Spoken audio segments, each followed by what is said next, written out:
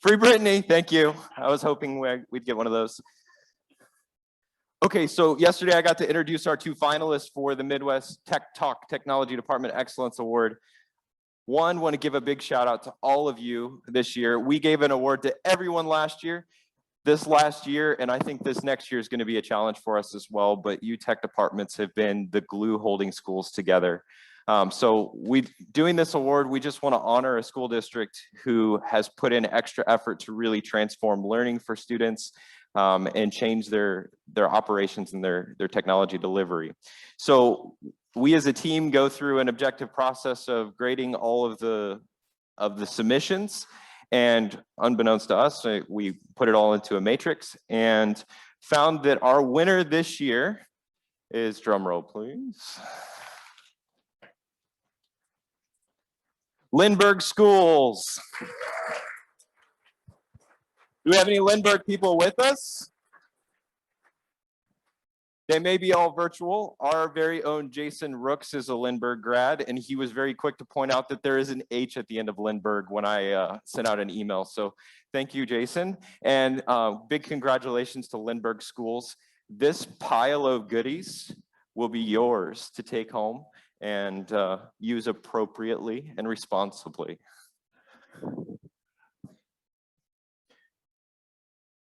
The second thing I wanted to say here is just, again, we're glad to have you here at School of the Osage. To all of our virtual attendees, everybody give them a big wave. We're so glad to have you with us. We were working through a lot of difficulties yesterday trying to run two conferences at once. But to all of you out here who are in presenting or even attendees here, give the camera in the room a wave. All of the people who are virtual, also feel free to speak up. The speaker in all of the rooms is live for you to unmute yourself and talk to the participants in the room. We think we've got the Zoom meetings figured out today, and we're really glad to have you here and hope to have you back in person next year. So with that, I'm gonna let Patrick here introduce our keynote this morning.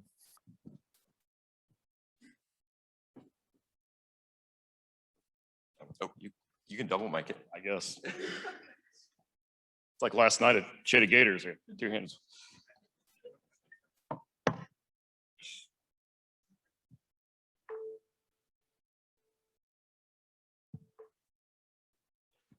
We're very excited to introduce our guest speakers today.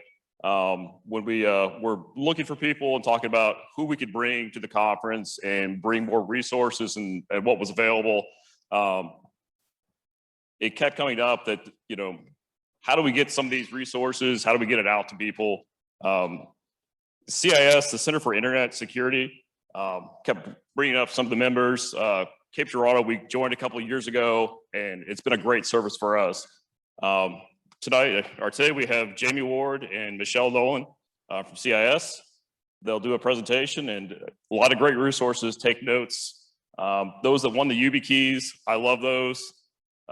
Two-factor, it's the way to go. So come on up and we'll get the presentation started. Can we get a round of applause?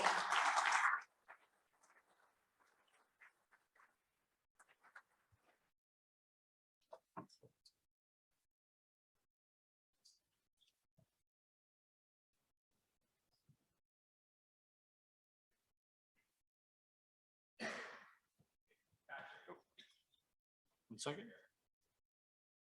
Got it. Wasn't sure who was controlling it, if I had to count or not.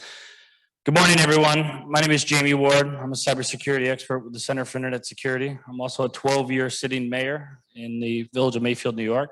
So I'm no stranger to local government. I know what you all deal with every day for competing priorities and budgets, but I can tell you we are beyond excited to be here. I'm in the Midwest. This is probably one of the most beautiful places on earth that I've ever been. So you're all blessed to call this your backyard or neighboring community, but the people here have been amazing. Hy-Vee Supermarket, let's give it up for them. I had to get some deodorant yesterday because I forgot it from my DC trip. And I went in there and I thought I was walking into Macy's at 7 in the morning. The place is out of this world insane. I was tweeting it and snapping back home. People were like, what are you doing?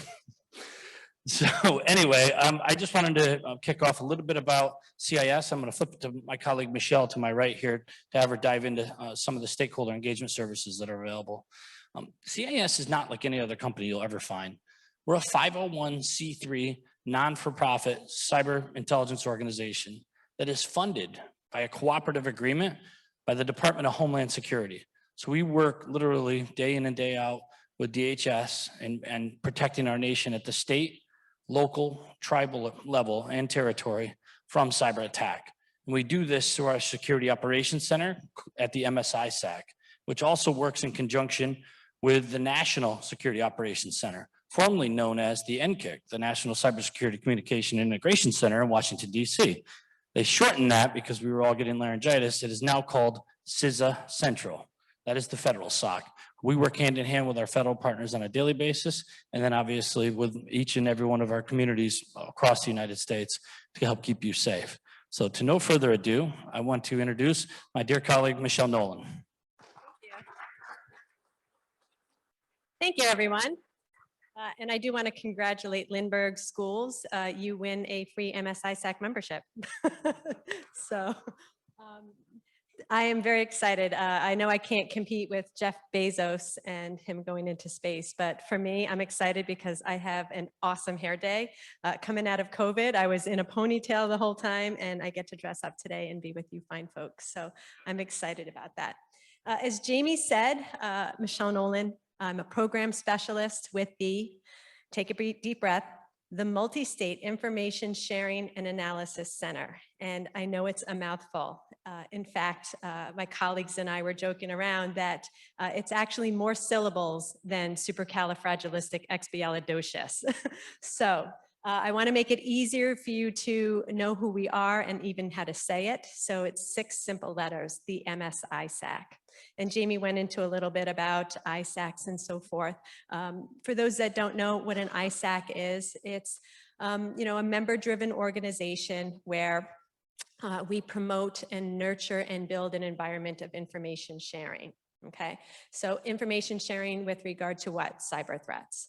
All right, so what I want to do here for the next 15 minutes, and then I'll hand off to Jamie, is I want to talk to you a little bit about who we are and the home field advantage that we can provide to school districts by using our no-cost services and our low-cost services so that you can improve your cybersecurity posture, okay? Now, I know everybody knows what a home field advantage is, right?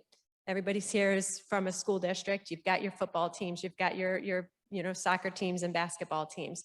A home field advantage allows the home team to have a leg up on the competitors, right? Okay, it's the same thing in cybersecurity, all right? What we want to do here is we want you to have a leg up on your competitor, all right? And in this case, the competitor is who? It's the cyber threat actors, the cyber criminals and so forth. So again, we're going to spend time going over how you can improve your cybersecurity posture and reduce that cyber risk. Maybe we can, do I have the clicker? Sorry. I'm all excited. Let's see here. All right. We've been designated by the Department of Homeland Security to be the key cyber resource for threat prevention, protection, response, and recovery. That's what we do. We've been doing this since 2002, okay? And we have been providing governments, the states and local governments with these free resources so that they can have a more fortified network. Let's talk a little bit about who we serve. All 50 state governments. When we first started, we started regional. Department of Homeland Security caught on to what we were doing and said, this has got to go national. So we went to all 50 states, we hooked up with the Center for Internet Security, our nonprofit arm, and then we went not only to all 50 states, but we also had to bring in our local governments as well, because our local governments are really what is kind of the backbone of this country. When you think about what an ISAC is, an ISAC was developed because of critical infrastructure in mind. Local governments, as made up by towns, counties, school districts. That's the backbone of America. So that's why it's important. So 50 state governments, we have 11,200 local governments that we work with. That's where school districts get their entryway, public school districts get their entryway into the MSI-SAC. In Missouri, we work with nationwide, we work with 2,700 K through 12 school districts. Here in Missouri, we work with 64. Now, I want to thank the 20 or so school districts that have signed up for MSI-SAC membership, including Lindbergh Schools, by the way. Thank you for signing up for MSI-SAC membership. You're one step closer to getting free resources that you are already kind of paying for if you think about it. Jamie talked about the Department of Homeland Security and the cooperative agreement that we have with them. That's how we're able to provide these free resources to you. But 64 plus 20, you guys have about almost 700 to 800 school districts in the state. Our goal is to get you all signed up, okay? And I know it seems like an ambitious goal, but it's important. In the next few slides, we're going to talk about the reason why. Also want to give a shout out to the 12 Missouri public universities that are MSI-SAC members. So you cannot look at the news today without seeing some kind of headline that talks about a ransomware attack. All right, it's a ransomware attack that seems to be targeting more and more school districts, public school districts. Schools have become the leading target of ransomware attack. Now we can go back many, many years ago, and it seemed like big business was who was being impacted by cyber attacks. Think Equifax.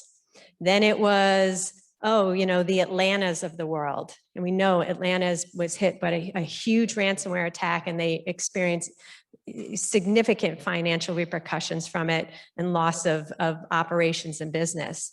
Today, school districts, large and small, are being impacted. As I mentioned earlier, we've got 2,700 school districts that are MSI-SAC members. So we're providing incident response to all of these school districts. So we have the data. We look back to 2020, from January through July, 28% of the ransomware incidents reported involved K through 12 school districts. All right, now we're in an environment where you're in COVID and distant learning and so forth. At the start of this school year, August, September timeframe, it doubled. 57% of the ransomware incidents were reported by K through 12 school districts just in August and September of 2020. And we expect that trend to continue. Again, it doesn't matter if you're large or small. Cyber criminals don't care. They're just looking for the easiest target, okay? And what do you have that cyber criminals want? You have plenty. Let's start with student and faculty personally identifiable information, PII. You have personal health care records as well. Think about it. And I'm sure you all know this too. You have a population of students that have social security numbers and information, personal PII information that they're not going to be using for the next 5 to 10 years. Of course, you're a target for that. But in addition to PII, PHI, there's other reasons why school districts are valuable targets to cyber criminals. Think about your servers and how this can be used for processing power for crypto mining. Think about, command and control attacks. Think about just ransomware again. So you guys are a big, big target. And I'm sure you're saying to yourself, we know, we know. What can we do about it? You know, I'm a one-man shop in this rural area of Missouri, or I have, you know, I had a director who was a CISSP and they decided to retire, and I was the person on the help desk, and now I am in charge of technology. I've got a board who is really watching the budgets because you know, taxes are down and so forth. So we understand that it's difficult. It's, you know, cyber defense is hard. But going back to that kind of analogy that I put out earlier, if it's done right, it can be a game changer. It can be a game changer. So what are the things that you can do about it? Let me just start off with a few of the things that are written here on the slide that you can implement at your organizations. And if you're doing it, that's great. If not, take a picture of the slide. Talk to your colleagues, talk to us here at the MSISAC, because these are some simple measures that you can do that can help bolster your cybersecurity posture.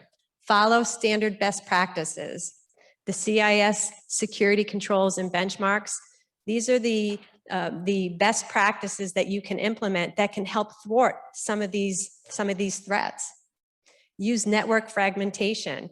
Before I came to cybersecurity, I worked in the finance industry and the finance industry. And I know everybody knows this. It's not just a financial saying. Don't put all your eggs in one basket. Does everybody knows that saying? You don't do the same thing. You implement the same thing. Segment your networks.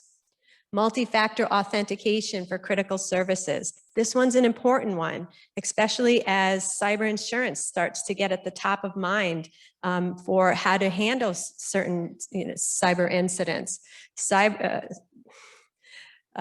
Insurers are going to require multi-factor authentication in order for you to get cyber insurance payouts.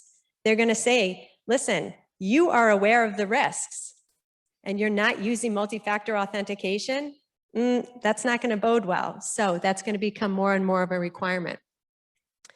And I'll just end with one more. Use free and low-cost services like the ones that we have at the MSISAC. I couldn't even fit them all onto the screen. I'm so excited. We've been growing and growing over the years, and there's just a ton of resources that we're providing. I encourage you to, again, take a picture, or better yet, visit us at our table. We are in the corner. I know I joked in my head, I was like, nobody puts baby in a corner. We got put in the corner, which is absolutely fine. Come on over and visit with us because we can talk about these services with you. You know, what I'm going to do today is I'm just going to focus on 3 of the most important services that I think that when I get a new member coming in, I'm talking to them about what it is and getting them signed up right away for it. So I'm going to talk about our Security Operations Center, our passive IP and domain monitoring, and our malicious domain blocking and reporting service. But again, there's a lot of information. So I encourage you to visit us at the table. I was jokingly saying we're next to whoever has the booth with the Tyrannosaurus Rex dolls. You can think of us as the Isacosaurus if you want. Thank you. I appreciate everybody who laughed at that. So our Securities Operations Center. Now, as I said, I had a great hair day today, which is great because I like to consider myself the face of the MSISAC. I'm with the stakeholder engagement team. I'm kind of the person that's going to hold your hand and when you first come to membership, walk you through the door, let you know about the services, connect the pipes and so forth. So this one knows who's talking with that one and where you have to go. Our Security Operations Center is the heart of the operations of the MSISAC. 24/7, 365 days a year, we've got analysts on standby, just like the old commercial. They're waiting for your call. They're waiting for your call. They're providing support for any kind of incidents that you're having. They're analyzing, they're monitoring threats and so forth. They're providing reports, reporting to you for, advisories and so forth. So this is the most mission critical part of our organization. And it is where you are coming in because most of the time it's because of an incident that you're having. There's a phone number at the screen here, 866-787-4722 or soc@cisecurity.org. Very important. When you guys are thinking about your incident response planning, This is the kind of information that you want to put at the top of it. All right. There's other information that you want to include that as well. Again, visit us at the table, reach out to us, and we can put you in touch with who your contacts are at fusion centers, your FBI field office, and so forth. So there's valuable information that you can be putting into those incident response planning. And you might be saying to yourself, what should I call the SOC for? Is this an incident I should be thinking about? I want you to think about the fact that when there's an incident, time is of the essence. Now, I am a volunteer EMT, and I can tell you that when I'm in the field, okay, time is of the essence. Okay, you don't have time to waste thinking about, should I do this? Should I do that? Training is important, but you've got to make a decision right away. Is there any first responders, firefighters, EMTs? Thank you all for your service. Thank you for your service. Now, I want you guys to think about, you're doing triage. You have to respond quickly to these things. So reach out to the SOC. That's what we're here for. Again, these are all the things that we're providing to you. There's this quote that this gentleman, he's a CIO for a big conglomerate, had made, and it says something along the lines of, it took 20 years to build up our reputation, our organization's reputation. It took like just a few minutes for it to get ruined by a cybersecurity incident. So that's why it's important. Our SOC is, again, the heart of our operations. Monitoring of IP range and domain space. That's another mouthful for you. So IP range and domain monitoring. This is what I usually recommend as being the first service when a new member comes to the MS-ISAC that they do. It's extremely easy to set up. All you have to do is provide your public-facing IPs, IP ranges and domains and subdomains. You provide it to the SOC, and it's like set it and forget it. Who remembers the old commercial, set it and forget it, the chicken Turner rotisserie? But that's exactly what this is. You're providing your IPs and domain ranges to us. And then the SOC, what they're doing is they're running this against their lists. We're looking at it versus our own incident response that we're doing. Remember, I told you we've got 11,200 members.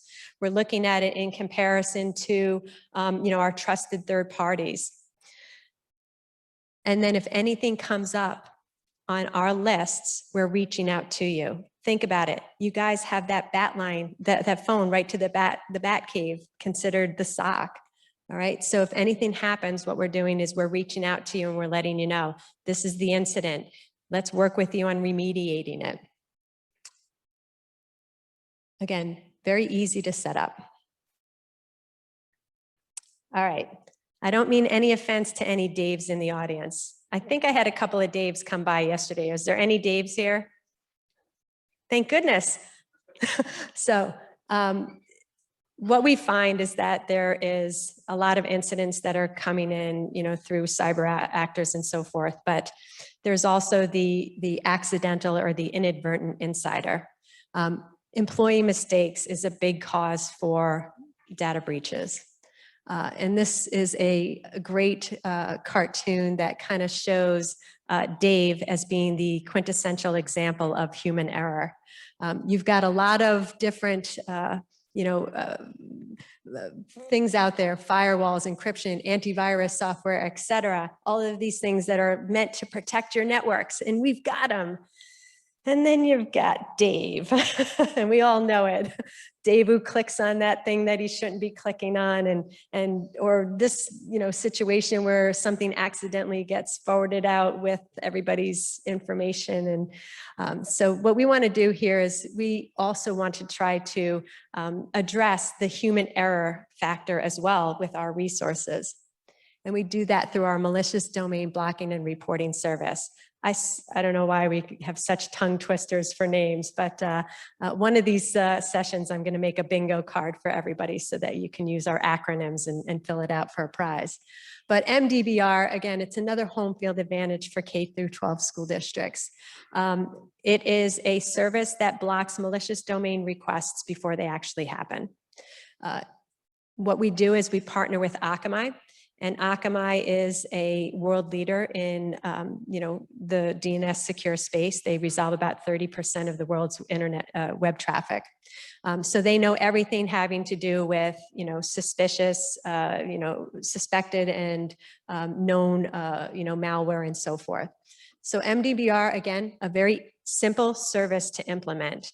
We did this with our school districts in mind. We created these solutions because we know your attention needs to be focused on so many other things. You can't be worried about doing services that are taking a lot of time. We want to have simple implementation. So no new hardware or software is required for setting up our MDBR service. And once it's set up, it's going to be helping to limit any of the infections related to things like known malware, ransomware, phishing, any of those other cyber threats. In fact, I went back to our CERT team, our CERT, sorry, Brendan.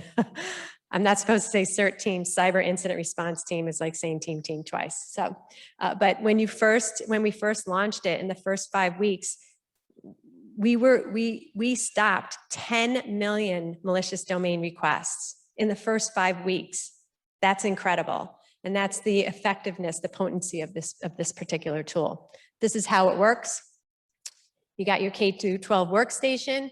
You're trying to resolve out to badsite.com. What you've done is you've forwarded your DNS, you pointed your DNS forwarders to Akamai. That request goes through Akamai. They're looking at it versus their lists. If it's suspicious or known, trying to resolve out to that suspicious or known site, they're going to send you back a pre-configured block page. You're never going to resolve to it. Then behind the scenes, Akamai is sending that information to us at the SOC. We're collecting it, and then we're sending it back to you so that you have an idea of what's that block. What type of threat is it? How severe is it? Last I want to talk about is educating. It's important that all these tools are great, but if we don't educate our organizations, our end users, then it might be for nothing that we're utilizing these things. So we've got kind of these ancillary services. There's tons of them, but I just pulled out one here. We've got our MSI SAC work groups, and our MSI SAC work groups are staffed by dedicated volunteers who've got the expertise, who look at the situations that are currently happening so that they can put together best practices for peer groups. We recently just launched our K-12 work group. Brendan Montaigne is on that board. He heads it up. And I encourage you, if you have questions about the K-12 work group and what they're doing, stop by the table. We'd love to talk to you. Actually, he'd love to talk to you. I'm going to be fighting everyone else off, hopefully, with registrations. But we've also got our business resiliency work group. Our business resiliency work group, again, the whole focus of it is to think about the current incidents that are happening right now and what we can do to help you create tabletop exercises so that you can keep these incidents at top of mind and then know how to proceed in navigating through them. This is just an example of one of the ones that recently came out. And with that, I'm going to hand it over to Jamie to talk about his part of the presentation, Albert. And Albert is my favorite joke. It's not just about the hair and the glasses. Jamie's got more to tell you on that. So thank you very much for your time, everybody.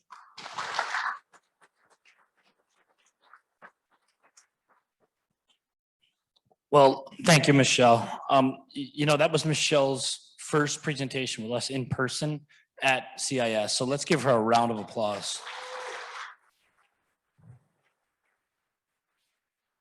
Well done, well done. This is my second ever, so if I'm nervous up here, please bear with me. With that, I just want to highlight on a couple things. Michelle, we do have a lot more time, and you did great on the time thing, because our dear friends had their presentation in short, so we're in good shape. Now, with regard to what Michelle was talking about, listen, many of you are network administrators, system administrators, IT personnel of yesterday. And when I say yesterday, like 10 years ago, we worried about making things print, making things functional, imaging machines. And then in the last decade, we've been plagued with this cyber attacks left and right. They've always been there. I mean, back in the 90s, we dealt with the Michelangelo virus, but they were small. And back then, script kiddies were just causing nonsense, and rebooting projectors or simple things, nuisance things. Now they are literally crippling America. The MSI SAC literally brings people from low aptitude, no aptitude, and all the way up to cybersecurity experts. Michelle had a list of services that you could literally take one bite at a time, learn, know, and understand. And I encourage every one of you to do that. We're a mission-based organization that fly all over the country every week, away from our families. And I'm building a house currently. My daughter got married last week. You can imagine leading up to this week, the chaos and back home what it was. But you know what? I was not going to miss out on this trip. I was honored to come here to the Midwest. This group, your group, as a grassroots effort, I commend. You all deserve a huge round of applause. One more, please.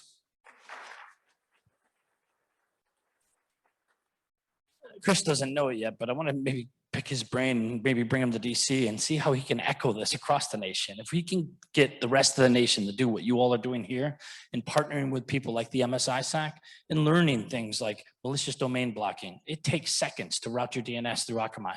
And even if you have content filtering like you probably do in most school districts, it's one extra layer in your platform. That amongst other things like Secure Suite.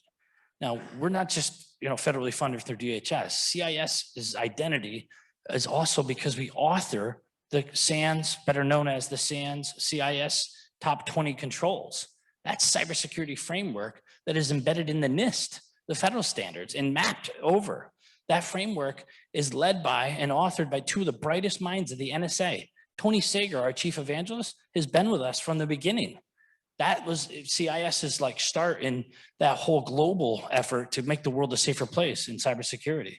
So we have so many layers and levels of support and effort at CIS. It would take you a decade to master it.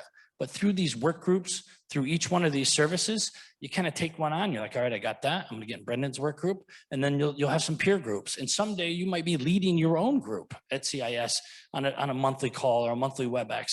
We have folks in the tribal communities, the territories, K through 12 schools, every different sector of government, airports, seaports, our nation's power grids, doing just that. And together, as a community, as a nation, we are raising the cybersecurity posture in each and every network that we come across and try to get to a place where we're not plagued with this threat of ever, growing ransomware and malicious activity. So I just that was my soapbox on the effort. It's hard to put your head around because there's ISACs across the nation. There's a real estate ISAC, a finance ISAC, an energy ISAC, but the multi-state ISAC includes everyone. Those folks all stay in their lane. We incorporate all of you because it's cyber, and every piece of government has a cyber network. So I do encourage you, if you're not here in attendance today, those folks that are remote, you can go to cisecurity.org and sign up for the MSI SAC. You're in front of a computer right now, so I know you have time. When I'm boring you, just go ahead and take the 30 seconds to sign up. But to no further ado, I am on the CIS services team. Before you see us or any member of my team, you literally have to sign up through Michelle and Brendan's team and Nolan's. We have a Nolan here too. That's Michelle Nolan and that's Nolan in first name. Nolan's in the audience next to Brendan. But before you come to visit and talk with any of the folks on my team, you got to be a member to sign up for these services so we know who we're talking to, because one of our key projects and monitoring capabilities is called Elbert. Elbert was taken from the Department of Homeland Security Project Einstein. In order to have Elbert, you must be an MSISEC member, because in order to be an MSISEC member, you must be a state, local, tribal, or territory government. We can't offer this because it's federally funded through taxpayer dollars and comes from a defense strategy from our federal partners to any corporations or for-profit organizations. This is meant to protect the nation at the state, local, tribal, and territory level. So Elbert in itself comes with a variety of other services that we do offer.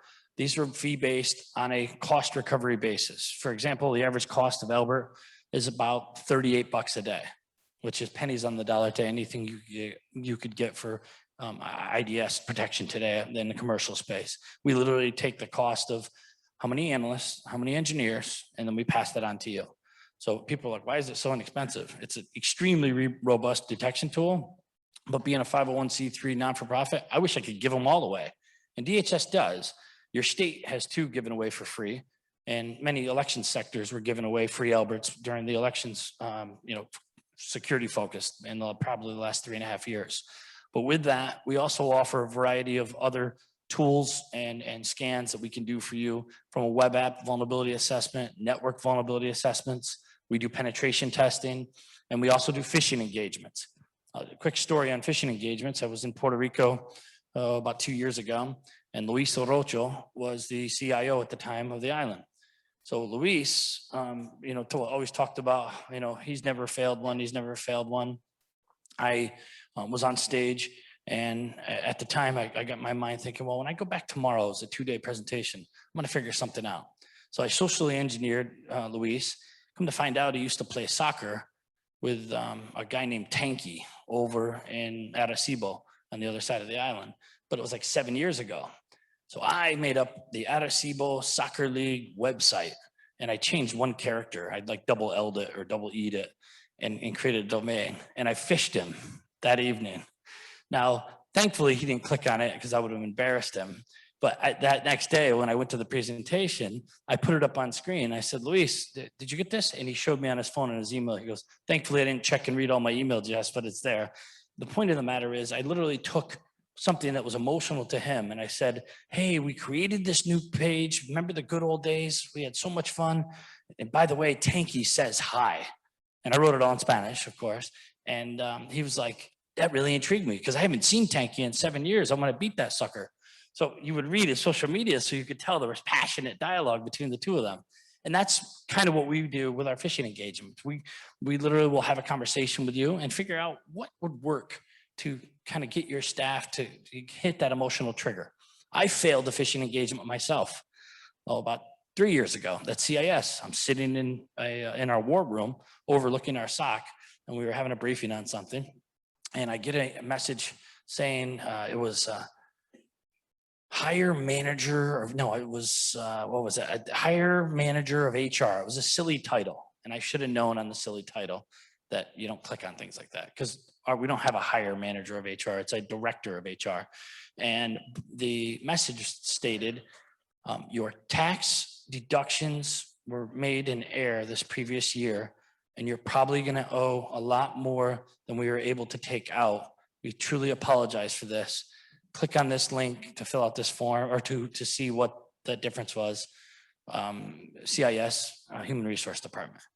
So granted, I wouldn't have compromised the system because I had a VPN, Viper VPN phone that was non-jailbroken iPhone. I did click on it. That was not on the network, and it was on, but it still tricked me to tap it. Had that been a device that was connected to the network and had that been a real threat, I could have compromised my own organization. And here I am traveling across the country day in and day out, telling you all on how to do this and how to stay safe. So it can happen to anyone. And I can right now have Brendan go out into Nolan's car and get $1 billion for each of you and hand it out in this audience today. But I promise you, one person clicking, one person in bad judgment will take down your entire infrastructure. And we know that. So do not forget the human element. We say it time and time again. And since we do have extra time, I have a 4-minute video for humor at the end of this that I promise will lighten up this mood today. Now, our resources for MDBR, if you haven't taken this picture yet, I just want to echo MDBR. We launched it, as Michelle talked about, thinking it was like a nice, low-level service that, it'll kind of do you a little bit of good, but it'll be great to add one more thing to our arsenal. Boy, were we wrong. The logs and the reports that we are blocking on a daily basis are in the thousands. You could not believe that people that already have additional measures in place, we're still seeing more benefit. So for us, it's a win because we're helping protect you. And that's what gets us excited and gets us out of bed every morning is if we can reach out to one more municipality day in and day out, that makes our job, complete. We talked about our relationship with DHS, so I'm going to skip through there. This next video is an actual video of our Security Operations Center. These are not actors. This is our SOC on a daily basis that runs 24/7, 365, monitoring almost 1,000 of our nation's state and local governments. Everything from airports to seaports to our K-12 schools, higher education, our power grids, counties, villages, elections networks, even dog catcher offices in Florida are monitored, in a mosquito district in Florida, are monitored by our Security Operations Center. This is Brian Calkin. He's one of our brains behind the scenes. And our SOC, I can tell you, is one of the best SOCs in the world. We actually consult and assist other security operations centers with kind of their workflow and their development. It is something out of a movie. It literally, that looks like a video you'd watch on War Games. It is truly reality. And I got goosebumps the first time I walked into our building. We do have an open house pre-COVID every year, and you're all invited to attend. You just got to get there. But definitely, it's a great time for you to see what that's like. And we go through a whole litany of instruction and so on. But the main operation of that Security Operations Center is monitoring our nation's state and local governments' Elbert sensors that are deployed across all 56 states, territories, and tribal regions. They're literally monitoring all 6 of our territories, all of our tribes, and all 50 states have 2 Elbert sensors at their main connection point that are monitoring our nation for cyber attack when you're in the building and when you're not in the building. I'm going to move ahead to a video here because this video literally tells you how Elbert is different than any other detection capabilities that are out there today. Now, you all have the IDS and IPS protection, and you know what that is. This is not playing. Of course, I get the technical difficulties. There it is. So Elbert is comprised of 3 sets of signatures. We have regular signatures that are called commercial signatures that anybody in the world can get through like repositories such as emerging threats, where people like Cisco, McAfee, FireEye, Darktrace, they all share their signatures in one pool. The second set of signatures that Elbert is comprised of are custom signatures that our cyber incident response team has the ability to create for something that you might want to detect on your network, such as a certain VLAN coming online that shouldn't, or your HVAC network querying the outbound DNS. You want to make sure that, that certain things don't report out or do detect out. Many times these custom signatures are also things that we see based on threat intelligence that we're noticing on K through 12 schools or our city networks or county networks. And lastly, and most importantly, Elbert is loaded twice a day with IOCs or signatures that are recently declassified due to our relationship with the Department of Homeland Security. And those IOCs are not available to the general public. They're recently declassified from our friends at CISA Central. They're sent to us.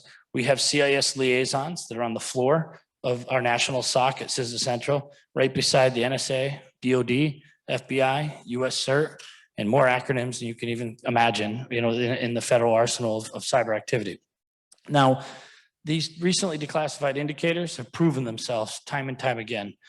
We deployed Elberts across the entire state of Ohio. All 88 counties in Ohio received an Elbert sensor due to an election security focus from their Secretary of State, Frank LaRose. And many of these counties already had great infrastructure. They had layers of technology. They had FireEye devices, Cisco devices, Darktrace devices, Fortinet devices, great technologies. We are vendor agnostic. We sit and run beside everyone.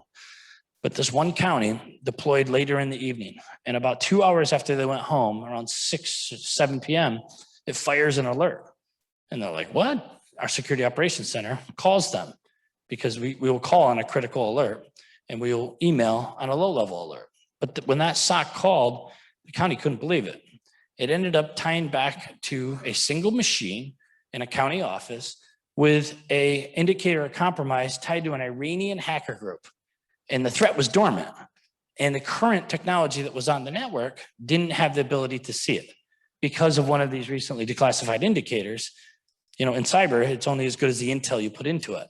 So that intel proved itself worthy, and that county tells that story day in and day out. Normally, I wouldn't be talking about a breach or sharing because we are an absolute private organization that you can't FOIL us, you can't request information from us.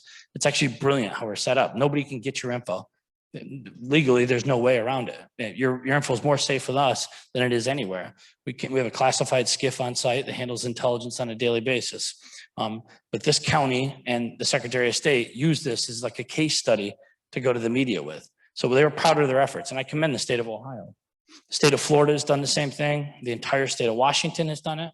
The entire state of Oregon, entire state of Pennsylvania is underway. Entire state of Jersey is underway. We're talking every county having an Elbert sensor deployed. So that's where you could see that huge shared threat network that we're really proud to, say that we monitor. This is a typical data flow through an Elbert sensor. So to get granular, that block of data that's coming on the screen here is being analyzed for a false positive. That alert fires, it immediately goes to our SOC, to those folks that you just saw in that video, and they're scrubbing that for false positives. And then they will deem if it is a low-level threat or a critical alert, then we will notify you appropriately. If it's a low-level alert, we'll send an email to you. If you don't respond in 30 minutes, we'll follow up. If it's a critical alert, if you have an Elbert sensor on your network, you're going to fill out an escalation criteria. Here's our phone tree. This is who you call in the event of severity. We will then call you, and in less than 6 minutes of detection, you will find a phone call ringing, whatever appropriate phone number that would be, and letting you know, listen, your principal's computer is showing Sam ransomware pumping data to your Ukrainian IP address. I think you should react quickly. If you do so, we have the ability to contain this quickly. Now, everything in cyber is time. And the sooner you react and the quicker you detect, it's the difference between a machine or two or a VLAN being compromised versus an entire network. And on top of our analysts detecting and already prescribing, knowing what's wrong and the nature of the threat, remember that CERT team, sorry, Michelle, I did it on purpose. Our cyber incident response team is there for remote assistance. So our analysts will say, do you need assistance? Free of charge, federally funded, whether you have Elbert or don't have Elbert, by the way, CERT is available to you. Just that phone number to the SOC could get you to them. So even like if something happened today to any of you, you call them first. Don't open your checkbook. Let them at least give you that early incident response planning and let you know the nature, and then you can go to your cyber insurance and your incident response plan that you've all set. But back to this, when a threat is detected and CERT gets involved, you've got somebody that kind of knows and can prescribe the best ways to kind of incident response plan this.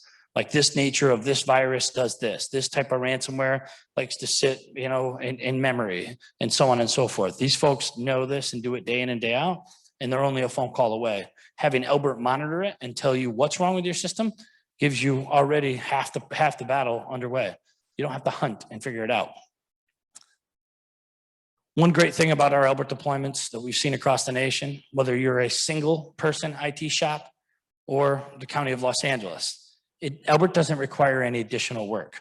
None of you will do any extra work at all. On the contrary, when you deploy Elbert on your network, our entire SOC team becomes an extension of your team.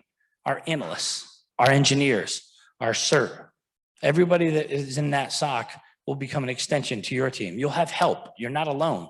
You don't need to be the smartest person in the room, because I don't care how good you are or how long you've been hacking or how long you've been a white hat or how long you've been in IT, you're always going to need to get resources from somewhere else. It's just an ever-changing world, and you'll find that right in our Security Operations Center. You could call our SOC at 11:59 on New Year's Eve, and they'll pick up the phone. Now, they're not going to help you fix your printer, but if it's anything security related, whether you have Elbert or don't, they will literally be there to assist. If you get a firewall log that looks weird, hey, can you take a look at this? Of course, send it over. They'll analyze it. They'll let you think what they, let you know what they think. If you have a malicious file, we have a platform, you can upload it. Hey, can you put this in a sandbox environment and scan it? Yeah, well, or we can show you how to do it. And then you have that tool for in a safe manner to be able to execute what that potential malicious file is. Elbert, from a monitoring standpoint, is 24/7, 365. We talked about that.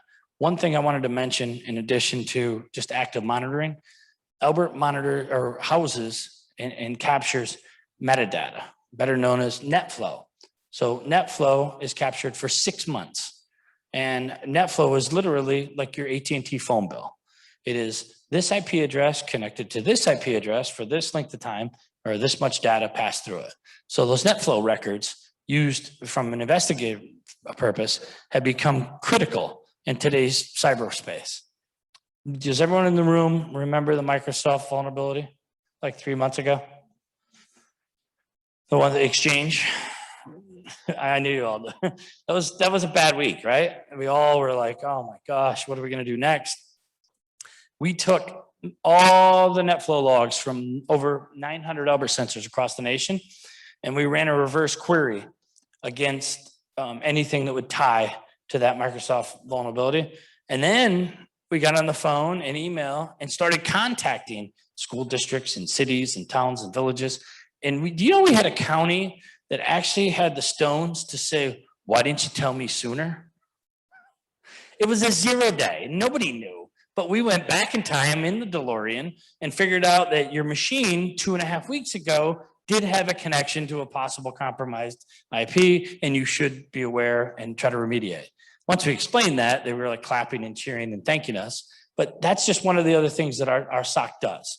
Our SOC that we have found over the years, whether it's MDBR, port scanning, just having Albert on your network as a second set of eyes, or just interacting with them on a daily basis, has raised in the cybersecurity posture of the people like everyone in this room.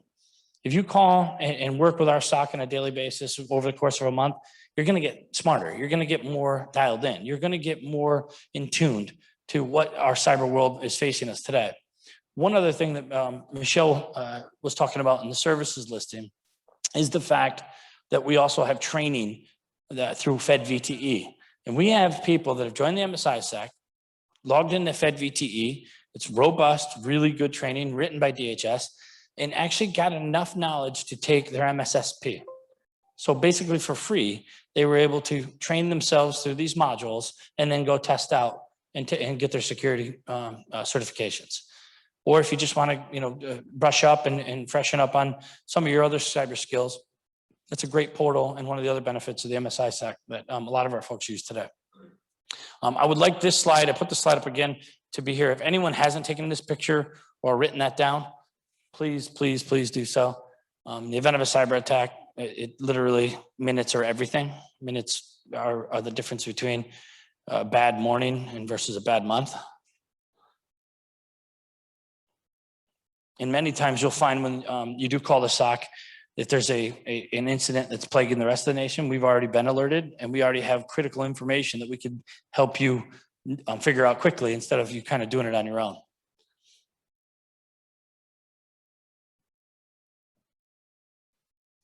I think that's the end. No, it shouldn't be. I'm going to advance manually. Oh, the battery's low. That's why. I'm almost there. All right. So I know that was a mouthful. It was a lot. I know we're under time.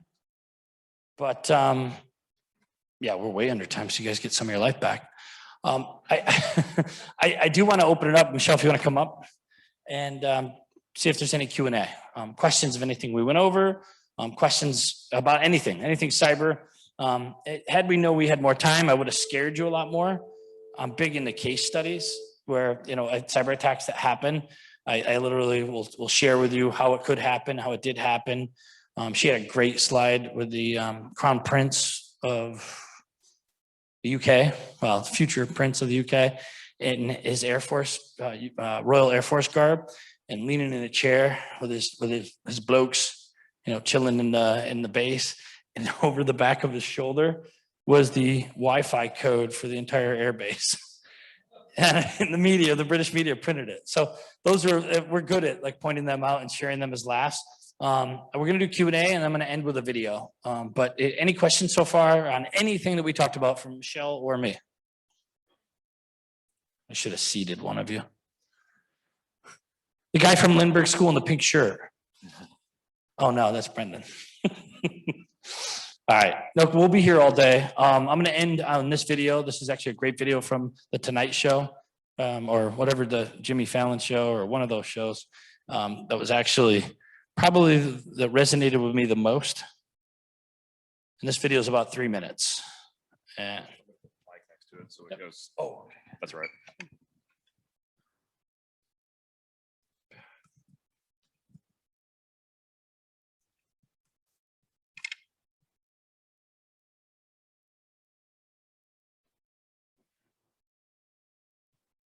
Brendan, do you remember what it was called? we can go through your browser history and find it. Just give us time.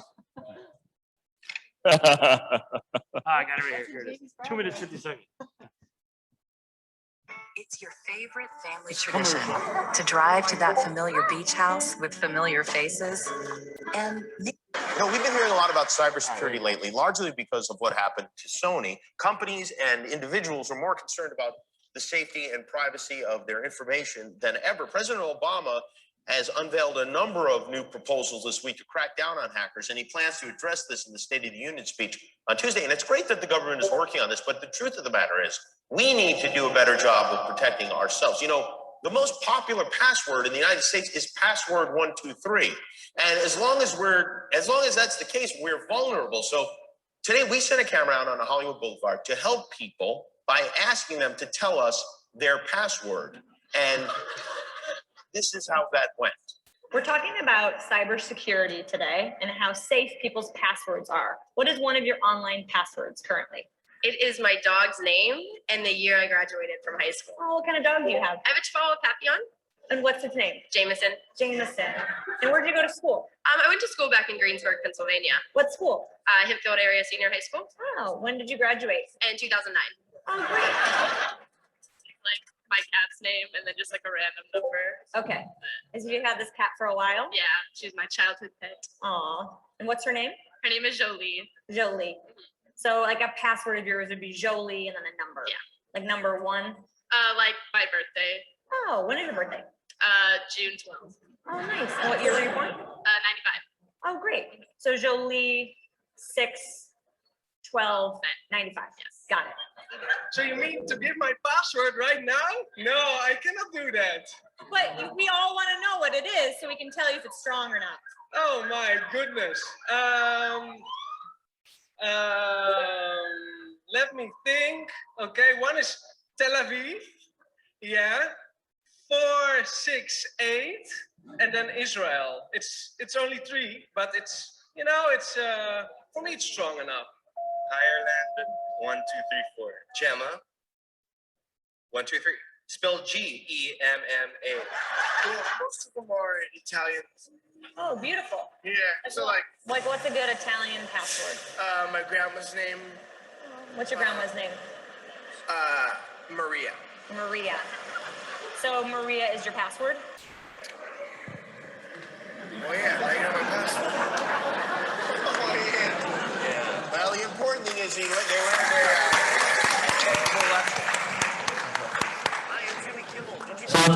Thank you. That was absolute reality in its finest. That was not an act. They were not actors, and I'm sure you could do the same thing in your schools. So to no further ado, that addresses the human element. I do have a question from our online attendees. Absolutely. The first one is, do you provide specific suggestions for members about how to incorporate best practices with our specific products that we run? With regard to like current infrastructure that they have, I'm guessing like your current IPS, your current endpoint detection, that type of stuff. Let's see. I think that's what the question is Through work groups, you'll get best practices shared from other members. We don't, as CIS, come out and say you should use XYZ and Acme antivirus and this and the other. But through our work groups, definitely suggestions would be there. We will talk about cyber hygiene, like you should be doing vulnerability assessments regularly, pen testing at least annually, having active monitoring such as Albert always. We will definitely bring you down the road of like best case scenario and best practices.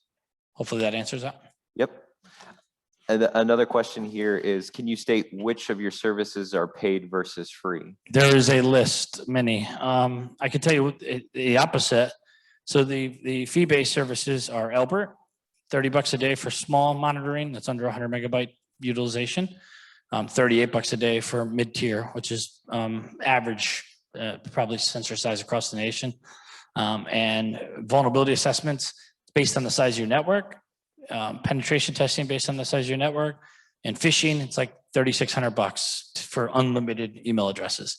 But all of that can be costed out on a case-by-case basis because You might have 500 IPs and you might have 5,000. So if you figure that into vulnerability assessment, that would be that. But every one of those are on cost recovery. So what it costs us to do it, we literally just trade that cost to you. Like take Albert, for example, typical IDS, systems, I don't want to name names, to compare it to, but ones that I've seen recently, $80,000-$90,000 a year versus like 10.6 or 13,000 a year. Because DHS funds our SOC, our R&D, and our research, it's just that added cost that's passed along. Yes. Sorry, let me take over. So about 80% of our services are no cost.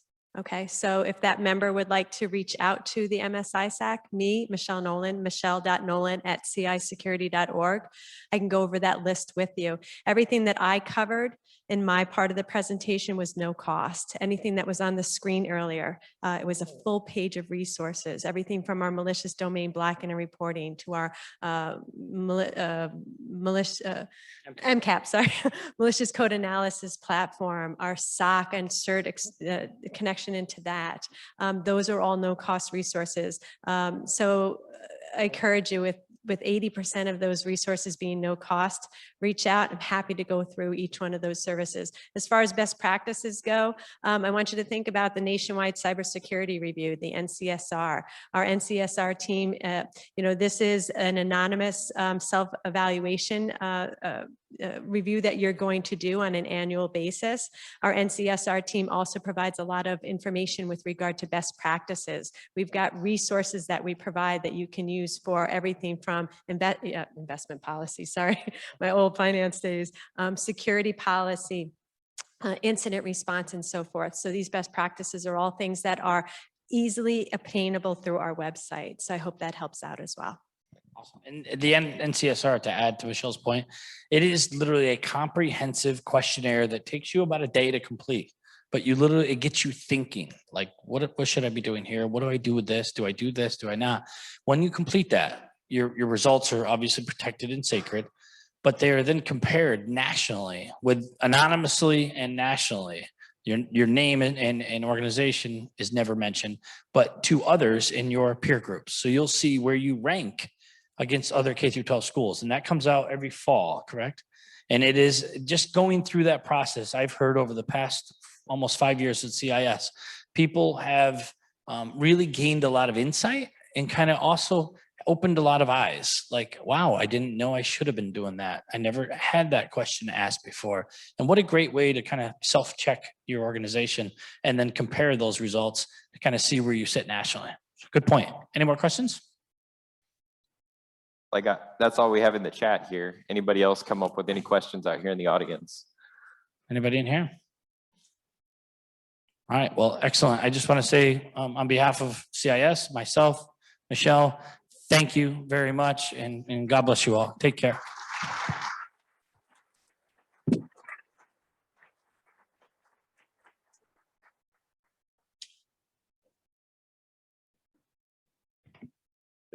Thank you again. Another round of applause. That's a wonderful service.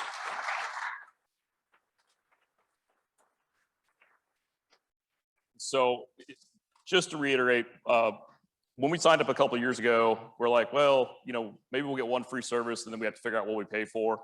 It's not like that. You don't get a demo and then they bait you in. There's a ton of free services. Sign up, reach out, they'll help you out. It's like having an extra security team because a lot of us small districts, we don't have dedicated security personnel watching. I like to go to bed at night. We don't have 24/7 services. So reach out, utilize these resources that are out there that we're already paying for through tax dollars. So